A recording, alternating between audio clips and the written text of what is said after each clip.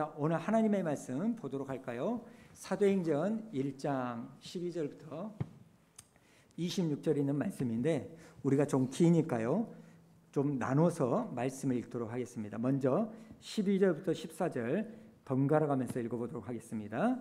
제자들이 감람온이라 하는 산으로부터 에루살렘에 돌아오니 이 산은 에루살렘에서 가까워 안식일에 가기 알맞은 길이라. 들어가 그들이 유한 다락방으로 올라가니 베드로, 요한, 야고보, 안드레와 빌레, 도마와 바드로메, 마테와 및 알페오 아들 야고보, 셀린 살모, 야고보의 아들 유다가 다 거기 있어.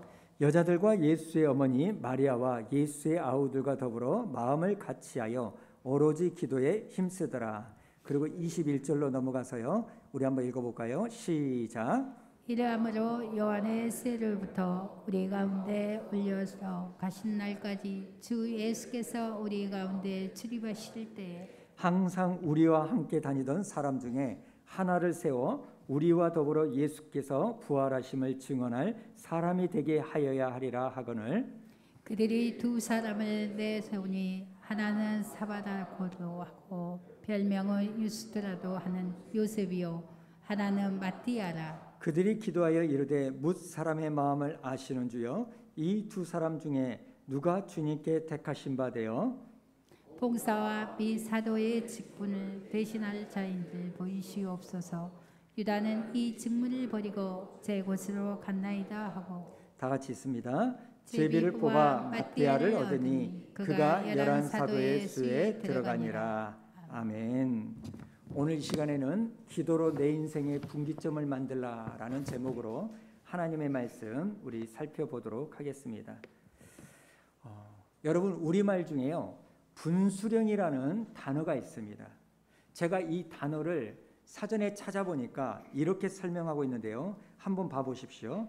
어떤 사실이나 사태가 발전하는 전환점 또는 어떤 일이 한 단계에서 전혀 다른 단계로 넘어가는 전환점을 비유적으로 이루는 말, 이렇게 설명합니다.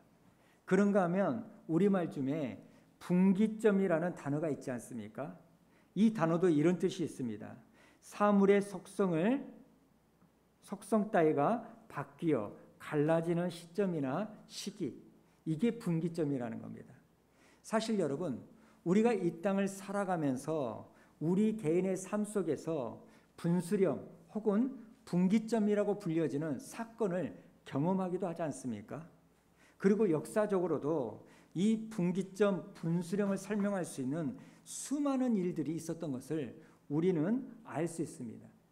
예를 들면 사도 바울에게 있어서 그 인생의 분기점은 무엇이라고 생각합니까? 우리가 잘 아는 것처럼 다메섹 도상에 가는 도중에 누구를 만났어요? 예수 그리스도를 만난 그 사건이 여러분 바울의 인생을 완전히 뒤집어 엎는 삶의 분기점, 전환점을 가져다 주었다. 우리는 이렇게 말합니다. 그런가 하면 역사적으로 볼 때요. 이 분기점이라는 걸 설명할 때 꼭 등장하는 사례 중에 하나가 뭡니까? 이성계 장군의 이화도 해군, 이걸 말합니다. 만약에 이성계 장군의 이 이화도에서의 해군이 없었다면 조선시대라는 이 역사가 없었을 정도로 우리나라의 역사는 완전히 바뀌었을 겁니다. 그래서 이 이화도 해군이라는 이 사건은요, 우리나라의 역사를 바꾸어 놓는 분기점이 되었다. 이렇게 설명할 수 있는 사건이라고 말합니다. 그런 점에서 여러분이 아니 그러면 목사님에게 있어서 이런 분수령과 분기점은 무엇입니까? 라고 물어보면 물론 여러 가지를 설명할 수 있지만 그 중에 가장 큰 것이 뭐냐면 약 10년 전에 제가 미국 유학을 다 갈 수 있는 조건이 되었음에도 불구하고 미국 달라스에 있는 신학교에서 합격 통지가 오고 이제 티켓만 끊으면 되고 그리고 지난 4년 동안 그 학비를 다 후원해 주겠다. 전액 후원해 주겠다라는 그 사람이 있었음에도 불구하고 결과적으로 내가 미국 유학을 가는 것을 포기하고 그리고 그것이 나중에 수완 우리 교회를 개척하고 내 삶을 완전히 바꾸는 분기점이 되었다라고 말씀을 드릴 수 있겠습니다. 이런 점에서 여러분에게도 한번 질문을 던지고 싶습니다.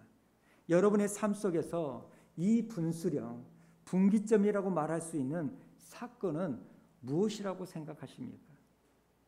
제가 오늘 이 말씀을 왜 이렇게 시작을 하는가 보면요, 오늘 우리가 읽었던 이 사도행전 1장에 나오는 이 말씀은요, 기독교 역사에 있어서 굉장히 중요한 분기점을 가져다주는 사건이 기록되어져 있습니다. 사실 사도행전 1장을 자세히 보면 사도행전 1장의 배경은요, 굉장히 제자들에게 있어서 어려운 환경 가운데 놓여져 있는 거예요. 지금 예수님께서 십자가에 못 박혀 죽으셨는데 사흘 만에 부활하셨습니다. 그리고 이 땅에서 40일가량 계시다가 이제 제자들이 보는 앞에서 하늘로 부활 승천을 하지 않습니까? 여러분, 이제 제자들은요, 더 이상 이 땅에서 예수님과 육신적으로는 만날 수 없는 그 상황에 놓여져 있는 거예요. 여러분, 이것이 제자들에게 있어서 얼마나 많은 두려움과 불안함을 가져다 주겠습니까? 우리가 사복음서를 가만히 보면요, 여러분, 사복음서에 보여지는 이 제자들의 모습은요, 예수님이 있을 때와 없을 때가 분명하게 갈라집니다. 예수님이 없는 그 제자들은요, 무기력하기 짝이 없고 오합지졸이에요. 그리고 또 지금 사도행전 1장은요, 예수님을 죽인 유대 종교 지도자들이 예수님을 따르는 사람들이다 이렇게 말만 들으면 그 사람을 잡아가지고 감옥에 가두는 그런 상황 가운데 놓여져 있습니다. 이런 상황에서 우리가 믿고 따르던 예수님이 하늘로 승천하시고 이제 더 이상 자기들과 함께하지 않는다는 이 사실은요, 아마 제자들에게 있어서 엄청난 스트레스와 불안과 두려움을 가져다 줬을 거라는 겁니다. 그런데 여러분, 제가 왜 오늘 말씀이 기독교 역사의 분기점을 만드는 위대한 사건이다 이렇게 말씀을 드리냐면, 지금 제자들의 앞길에는요, 두 갈래 길이 놓여져 있는 거예요. 이제 더 이상 이 땅에 예수님이 없는 그 현실 가운데서 한 길이 어떤 겁니까? 사복음서에 나오는 예수님이 없을 때 보여줬던 부끄럽고 수치스러운 그 모습에 빠져가지고 이제는 방황하고 예수님을 떠나는 영적 암흑기의 삶을 사느냐, 아니면 예수님께서 약속하신 보혜사 성령님을 기다림으로 말미암아 새로운 영적 도약을 이루느냐, 지금 이렇게 두 갈래 길에 놓여져 있는데, 여러분, 이 분기점에서 제자들은 뭘 선택한지 아십니까? 14절에 보니까 제자들이 선택한 내용이 나오는데요. 자, 14절 우리 한번 다 같이 읽어봅니다. 시작. 여자들과 예수의 어머니 마리아와 예수의 아우들과 더불어 마음을 같이하여 오로지 기도에 힘쓰더라. 저는 여기 14절에 나오는 오로지 기도에 힘쓰더라라는 이 한마디가 앞으로의 기독교의 역사를 완전히 바꾸었다고 생각합니다. 왜 그러냐면요, 14절에 나오는 오로지 기도에 힘썼다 이 표현이요, 우리가 앞으로 살펴보겠지만 한 자리가 비어있던 예수님의 12사도 중에 한 명을 뽑는 계기가 되었고요, 뒤이어서는요, 오로지 기도에 힘썼다라는 이 표현이 초대교회를 태동케 하는 모체가 되었고, 그리고 이것이 이후에는 성령님의 강력한 역사와 초대교회의 부흥이 시작되는 시발점이 되었기 때문입니다. 그리고 이 사도행전을 가만히 들여다보면 여기 사도행전에 나오는 초대교회는요, 늘 문제가 생기고 위기가 찾아오면 여기에 있는 이 정신, 오로지 기도에 힘썼다 이 정신을 가지고 그 문제를 극복하고 또 순탄하게 가다가 또 문제가 생기면 오로지 기도에 힘썼다 이 정신을 가지고 그 위기를 넘기는 것이 끊임없이 반복되는 모습이요, 사도행전에 기록되어져 있다는 겁니다. 그렇기 때문에 여러분, 오늘 이런 맥락에서 우리가 얻어야 될 교훈이 뭘까요? 만약에 여러분 가운데 지금 감당기 어려운 일이 생겼다고 하면 우리가 어떻게 해석해야 될까요? 아, 하나님께서는 지금 이 문제를 가지고 원망하고 한탄하고 남 탓하도록 만드는 게 아니라 하나님께서 기도하기를 원하시는 사인이구나. 지금 내 자식이 기도의 분량을 채워야 되는 그 시기이구나. 지금 내 남편에게 기도가 필요하구나. 이것으로 해석하는 은혜가 있기를 축복합니다. 여러분, 신앙생활하면서 우리가 분명히 전제하면서 신앙생활을 해야 될 것이 있는데 그게 뭔지 아십니까? 하나님은 저와 여러분에게요 복 주시기를 원하십니다. 창세기 1장에 보면 하나님께서 사람을 창조하시고 제일 먼저 말씀하신 게 뭐냐면 내 소중한 사람아 복 받아라. 내 소중한 사람아 복 받아라. 이렇게 말씀하신 거예요. 그런데 하나님의 이 영적인 축복의 원칙은 뭡니까? 하나님이 주고자 하는 그 복은요 그냥 주어지는 것이 아니라 기도라는 그릇을 통하여 하나님이 복 주시기를 원하신다는 거예요. 그렇기 때문에 저는 오늘 예배드리는 저와 여러분 모두가 다 하나님이 주시는 복을 받기를 원한데 그 복을 기도라는 그릇을 통하여 하나님께 받는 축복이 있기를 축원합니다. 여러분, 여러분의 가정 가운데 문제가 있고 내 삶에 여러 가지 문제가 있을 때 물론 제가 경험해 보니까요 너무나 힘들면 기도가 나오지 않습니다. 그러나 오늘 이 말씀에 의지하여 길게 기도하지는 못한다 할지라도 주님 이 문제 하나님께 맡깁니다. 하나님께서 풀어주십시오. 이런 기도를 한다면 하나님은 우리의 기도의 중심을 하시고 복을 주실 줄로 믿습니다. 그래서 저는 오늘 이 시간에요 하나님께서 저에게 주신 큰 마음, 깨달음을 여러분과 나누기를 원하는데요.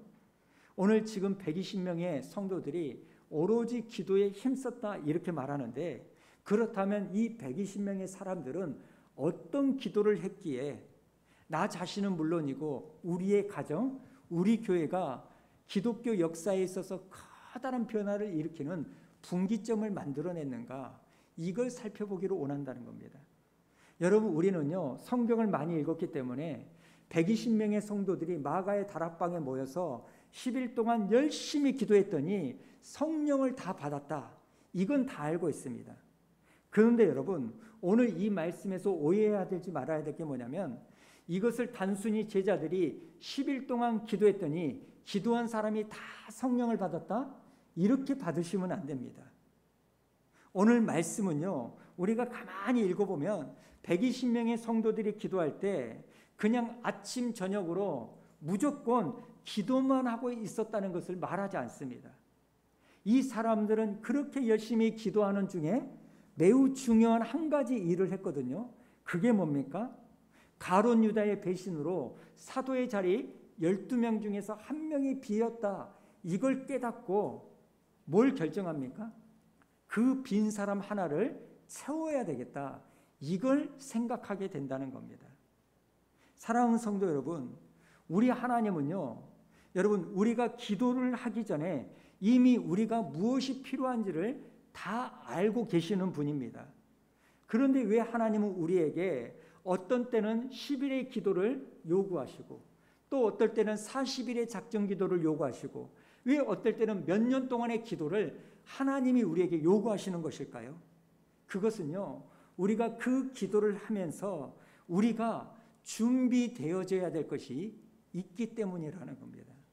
그렇기 때문에 우리가 기도하게 되면 막연하게 내가 40일 날짜 채웠다, 10일 날짜 채웠다, 일주일 기도했다, 이 날짜 채운 것만을 목숨 걸 게 아니라 우리가 기도하는 중에 뭐가 부족한 것인 것을 깨닫고 그 부족한 것을 채우는 일이 필요하다는 겁니다. 여러분 사실 제가 목회를 하면서요 깨닫게 되는 것 중에 하나가 뭐냐면 형식적으로 날짜를 채우며 기도하는 것이 굉장히 위험하다는 거예요. 여러분 100일 작정 기도를 하고 시작한 사업이요 잘 안 될 수가 있습니다. 40일 금식 기도를 하고 개척한 교회가요 부흥이 안 될 수가 있어요. 왜냐하면 하나님은 날짜를 채우는 것보다 더 중요하게 생각하는 게 있는 거예요. 제가 교회를 개척하고 다닐 때 얼마나 많은 사람들이 왔다 갔다 하는지 아십니까? 어쩔 때는요, 목사로서 자존심 상하는 이야기를 들을 때도 있어요. 심지어는요, 어떤 분이 교회로 오셨는데 모르는 분이죠. 그런데 한 일주일, 2주일 지나고 나서 목사님 면담이 있습니다. 아, 그래요? 뭐 때문에 그러십니까? 하니까 어떤 분은요, 이 교회 빚이 얼마입니까? 아, 저는 그 빚을 물어보고 자기가 대신 감당해 줄까 봐 기대해 가지고, 아, 그래요? 우리는 4개월에 한 번씩 재직회를 해서 다 까는데 우리 교회 빚이 이 정도 결코 많은 건 아닙니다. 이렇게 이야기를 했더니, 아, 그래요? 어렵겠네요. 뭐 이러는 거예요. 또 어떤 분은요, 목사님, 저 안수 집사 세워주면 제가 11조 하겠습니다. 제가 기가 막힐 일이 많아요. 그러면서 순간 인간적인 생각으로, 이 사람들이 교회가 작다고 목사도 쪼잔하게 보나? 이런 생각이 있는 거예요. 아니, 안수 집사를 목사가 세웁니까? 교회 성도님들이 그걸 인정하고 추대하고 해야 그 위치에 고난이 있는데 그런 일들이 너무너무 많은 거예요. 여러분, 하나님께서 이 120명의 제자들이 기도를 하는데 왜 그 기도 가운데 무언가를 하게 만드셨는지를 정말 잘 알아야 되는 거예요. 여러분, 오늘 말씀을 가만히 묵상하니까요, 이 120명의 제자들은 10일 동안 기도하면서 어떤 기도를 했냐? 제자들은 철저하게 하나님께 맡기는 기도를 했다는 거예요. 오직 하나님만이 모든 것을 인도해 주시고 결정해 주십시오. 사도들을 뽑을 텐데 그 사도들을 선택할 때 내 생각, 내 판단, 내가 처해 있는 처지, 이것은 철저하게 십자가에 못 박고 오직 하나님께서 원하시는 사람이 세워지기를 원합니다. 이 결정해 주시기를 하나님께 기도한 겁니다. 오늘 말씀을 쭉 읽어보면 좀 특이한 내용이 나오지 않습니까? 그게 뭡니까? 120명의 성도들이 사도를 뽑을 때 선거를 한 게 아니라 뭘 했어요? 제비뽑기를 했다는 거예요. 여러분은 이 제비뽑기에 대해서 어떻게 생각하십니까? 그 사도를 뽑는데 제비를 뽑았다? 여러분, 이 제비뽑기는요, 구약에서 여러 번 등장을 합니다. 하나님의 뜻이 무엇인지를 알고 싶을 때 제비를 뽑거든요.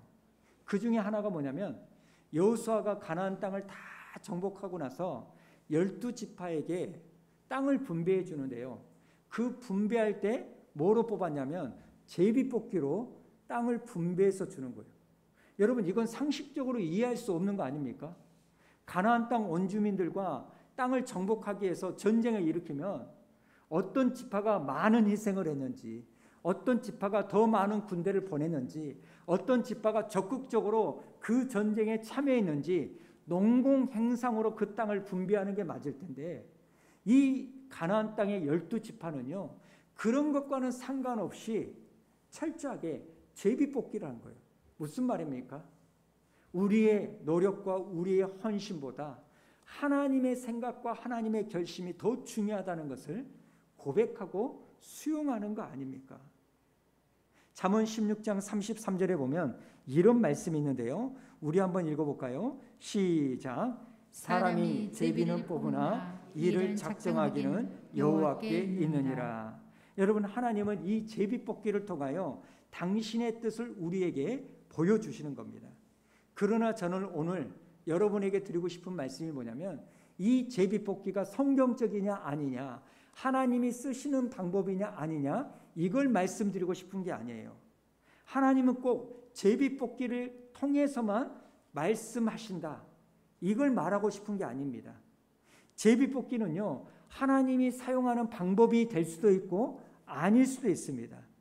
지금 120명의 성도들이 이 제비뽑기라는 방법을 통해서 사용하는 것은 뭐냐면, 지금 우리가 여기서 봐야 될 게 뭔지 아십니까?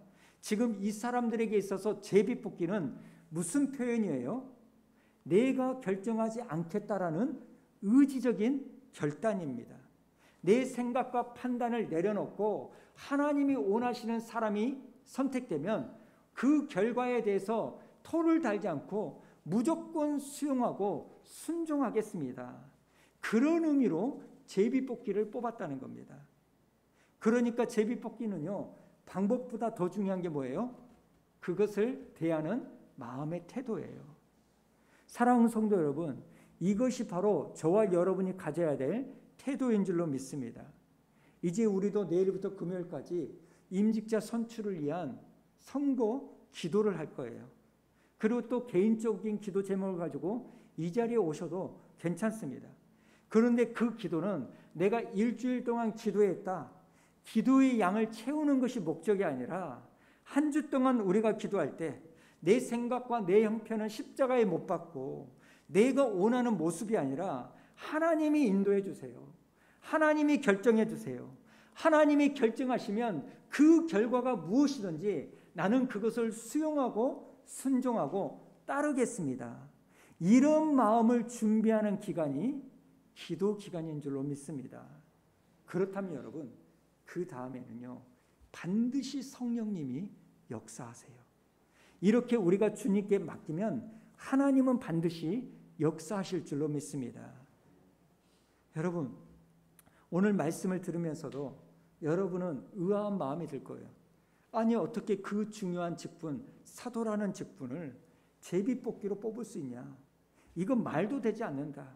그런 생각을 할 거예요. 만약에 떨어진 사람이 받아들이지 않으면 어떻게 할 거냐? 실력이 모자라서 떨어지고 표가 부족해서 떨어져도 내가 수용하지 않는 일들이 많은데 어떻게 제비뽑기로 할 수 있느냐? 근데 여러분, 그 시대의 사도의 위치를 우리가 알아야 돼요. 지금 우리가 생각하는 사도의 위치와 그 시대의 사도의 위치는요, 너무나 다릅니다. 여러분, 120명의 성도들이 사도를 뽑을 때 여러분 어떤 기준으로 뽑은지 아십니까? 22절에 보니까 이런 말씀이 있습니다. 예수께서 부활하심을 증언할 사람이 되게 하여야 하리라. 그리고 25절에 보니까요, 봉사와 사도의 직무를 대신 맡기기 위하여 제비를 뽑았다는 거예요. 그러니까 사도를 뽑을 때 그 사도의 조건은요, 섬김을 받는 사람을 뽑는 게 아니라 섬길 사람을, 희생할 사람을 뽑는 거예요. 여러분, 대통령을 뽑을 때 제비뽑기로 뽑았다. 여러분은 그걸 수긍할 수 있습니까? 절대 안 될 거예요. 지금 보면 선거, 투표로 떨어져도 이건 부정선거다, 있을 수 없다, 수용하지 않는데 여러분, 어떻게 제비로 사람을 뽑을 수 있겠습니까? 그러나 여러분, 우리가요, 가만히 생각해 보세요. 여기 옆에 있는 남녀 화장실 청소, 영원한 청소 당범을 뽑는다. 그런다면 그 청소 당번을 뽑을 때 여러분이 떨어졌어요. 그러면 어떠실까요? 하나님, 떨어지게 해주셔서 너무나 감사합니다. 감사헌금을 하지 않을 겁니까? 여러분, 예수님의 제자 중에 한 사람이 뽑힌다? 이것은요, 극단적으로 말하면 죽는 사람을 뽑는 자리예요. 예수님처럼 십자가를 질 사람을 뽑는 거예요.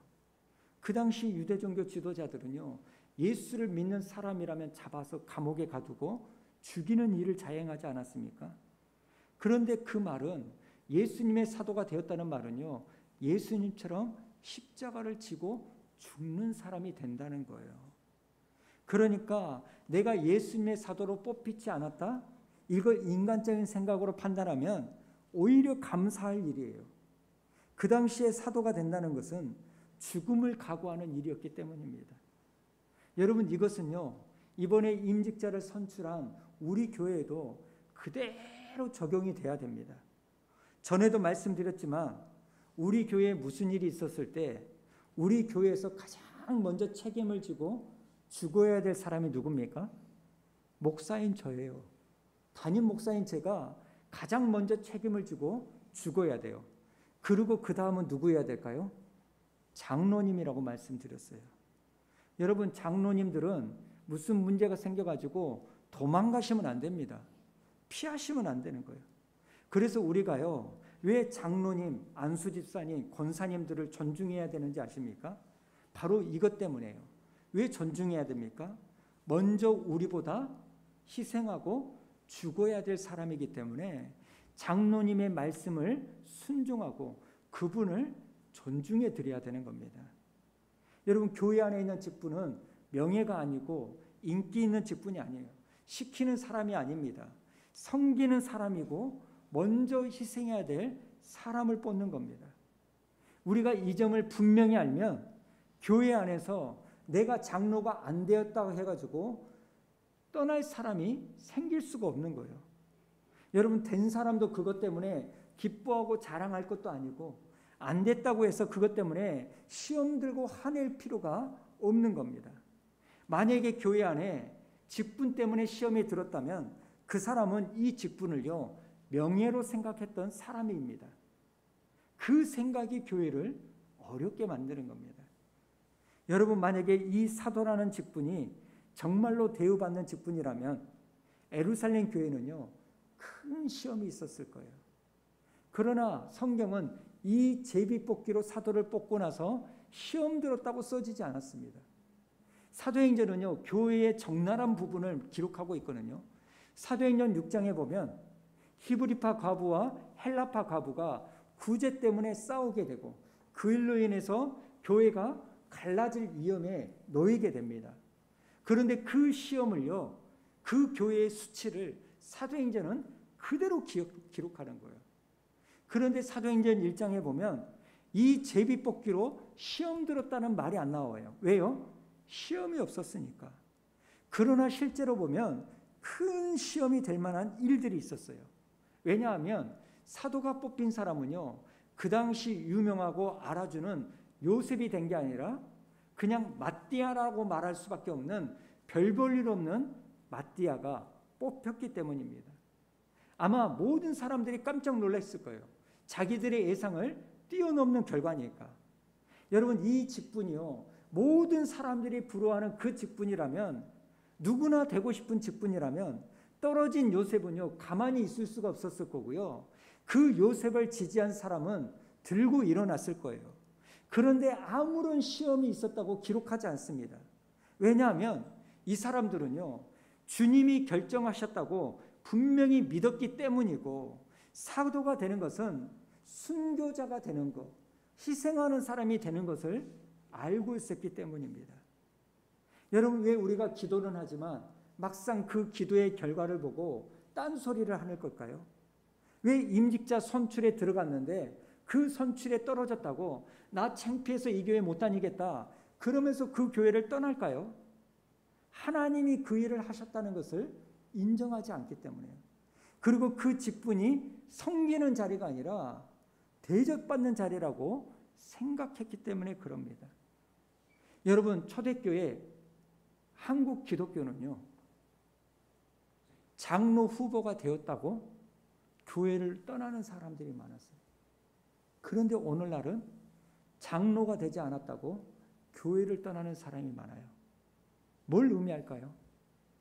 초대 한국 교회는요 장로가 되는 것을 엄청난 희생과 섬김의 짐이 있다는 것을 알기 때문에 장로가 되고 싶지 않아서 떠나는 거고요. 왜 지금은 장로가 안 됐다고 떠날까요? 그걸 명예직으로 바라보기 때문입니다. 얼마 전에 우리 교회 목사 장로님께 그런 우스갯 이야기를 들었어요. 자기가 아는 장로가 된 이유를 이야기하는데 장로 후보로 이렇게 선출이 됐다는 거예요. 근데 자기가 보기에는 아무리 봐도 장로가 아닌 것 같은데 자꾸 자기가 청년부 담당을 했는지 모르지만 청년들 중심으로 이 안수 집사님은 장로가 돼야 된다 막 들고 일어나니까 너무 부담이 되는 거예요. 그래가지고 하루는요 아이디어를 냈는데, 이게 꼭 옳은 아이디어는 아닌데, 여기 주머니에, 와이셔츠 주머니에 담배각을 딱 집어넣고 가는 거예요. 그래서 청년들하고 이렇게 어울리고 있을 때 갑자기 숙인 척 하다가 담배값을 확 떨어뜨린 거예요.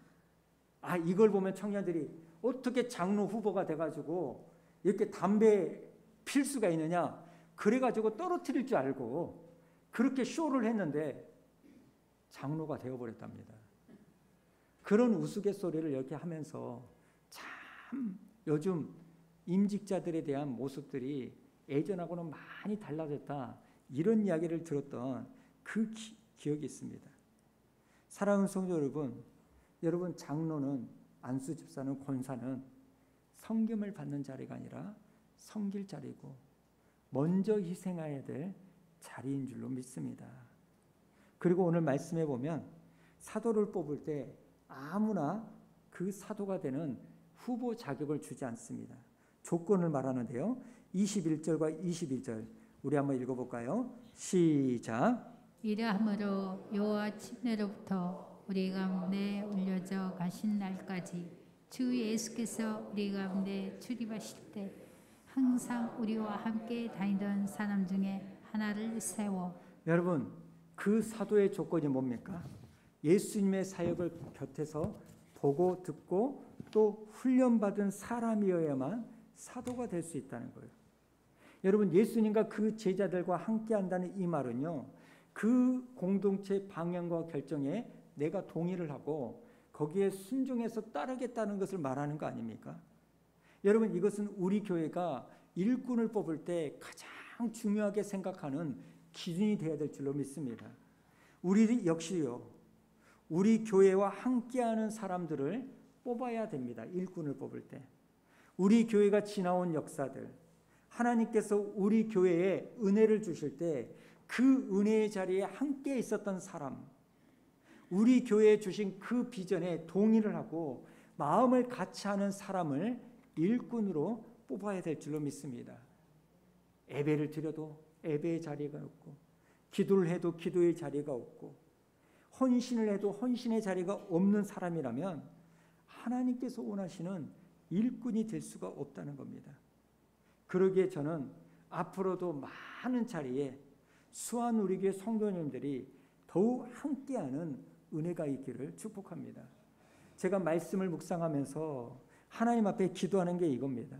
하나님, 우리 교회 성도들이 곳곳에서 예배를 드리다가 훈련을 받고 주님께 쓰임받는 삶을 살다가 하나님이 이 사도로 부르시는 이 마띠아처럼, 하나님이 부르실 때 마띠아처럼 당당하게 추천을 받을 수 있는 성도들이 많아지게 하여 주옵소서. 물론 2년 동안에는 우리 교회가 코로나 때문에 봉사도 없고 모임도 없고 겨우 주일날 예배를 드리는 이런 모습으로밖에 할 수 없었지만, 앞으로 이 코로나가 풀어져 나갈 때 하나님, 우리 교회 임직자들이, 직분자들이 우리 성도들과 교회와 함께하는 그러한 일꾼이 되기를 축복한다는 겁니다. 오늘 말씀을 좀 마무리하겠습니다. 사랑하는 성도 여러분, 120명의 성도들은 이 기도를 통하여 자기 자신은 물론이고 교회와 기독교의 역사를 바꾸는 분기점을 만들었습니다. 마찬가지로 오늘 여러분 앞에 두 갈래 길이 놓여져 있다면 이 제자들처럼 기도함으로 말미암아, 그리고 기도하는 과정에서 하나님, 내 자식의 문제 하나님께 맡기겠습니다. 내 가정의 문제 하나님께 맡기겠습니다. 우리 교회 하나님께서 맡기겠습니다. 하나님이 결정하여 주시고 하나님이 인도하여 주십시오. 어떤 결정이 내려지든지 나는 그것을 수용하고 순종하며 따르겠습니다라는 이 마음의 결단이 일어나는 축복이 있기를 주님의 이름으로 축원합니다. 여러분, 사실 이것은요, 내 마음으로는 안 돼요. 기도해야만이 가능합니다. 제가 그런 경우예요. 제 개인적인 이야기를 들으면 그렇지만 갑자기요, 여름 전에 제 막내 놈이요, 인문계를 안 가겠대요. 특성화고를 가겠대요. 그러니까 순간 제가요, 이건 아닌데? 인문계 가야 되는데? 다른 사람들 볼 때 어떻게 생각할까? 부끄럽지만 그게 쓱 지나가는 거예요. 그러면서 이놈이 제가 제빵에 관심이 있다고 해가지고 그거 공부하겠다는 거예요. 그래가지고 제가요, 기도를 했거든요, 개인적으로. 하나님, 이놈이 이렇게 된다는데 어떻게 해야 됩니까? 이놈의 뜻을 꺾어 주시옵소서. 처음에 그렇게 기도했어요. 안 됩니다, 하나님. 안 되는 거예요. 그리고 무슨 제가 제빵입니까? 보도 듣도 못한 이런 엉뚱함을 꺾어 주십시오. 한순간의 어린 시기로 하나님, 이런 것 같은데 좀 정신 좀 차리게 해주십시오. 그랬지만 제가 기도하는 가운데 어쩐지 아십니까? 하나님께 내가 그 아이를 맡기겠습니다. 이렇게 결론이 나는 거예요. 그렇게 결론 났던 이유는 딱 하나예요. 제가 고3 때 신학교를 간다고 할 때 온 집안이 심지어 목사님조차도 반대했어요. 야, 가려면 타협을 제시하는 일반 대학교 가고 신학대학원을 가라. 그런데 저는요, 그때 하나님 앞에 기도한 게 뭐냐, 하나님 내 삶을 주님께 맡기겠습니다. 그러다 보니까 여기까지 왔는데 여러분들은 어떻게 생각할지 모르지만 저는 실패한 인생을 살았다라고 생각하지 않는, 이게 딱 떠오르니까 제 아이한테 그런 거예요. 그래, 네가 하고 싶은 대로 해라. 내가 하나님 앞에 너를 맡기겠다. 대신 조건이 있다. 이게 꼭 문제죠. 조건. 하나님의 영광을 해치지 않는 것, 교회에 유익을 주는 것, 그리고 다른 사람에게 유익을 주는 것. 네가 하고 싶은 것만 하는 게 아니라 그 일을 통해서 그런 일을 했으면 좋겠다. 그러면서 맡기는 거예요. 맡기는 거예요. 여러분, 이런 과정을 통해서 하나님은 저와 여러분에게도 그런 것들을 오온하게 될 줄을 믿습니다. 지금 여러분의 자녀 때문에, 가정의 문제 때문에, 직장 때문에 기도의 제목이 있으십니까? 응답받는 것도 중요하지만 그 전에 여러분의 자식을 하나님께 맡기고 여러분의 가정을 하나님께 맡기고 이 교회를 하나님께 맡기는 것을 하나님이 먼저 원하신 줄로 믿습니다. 우리 시간이 찬양 부르고 기도할까요? 이 찬양, 주여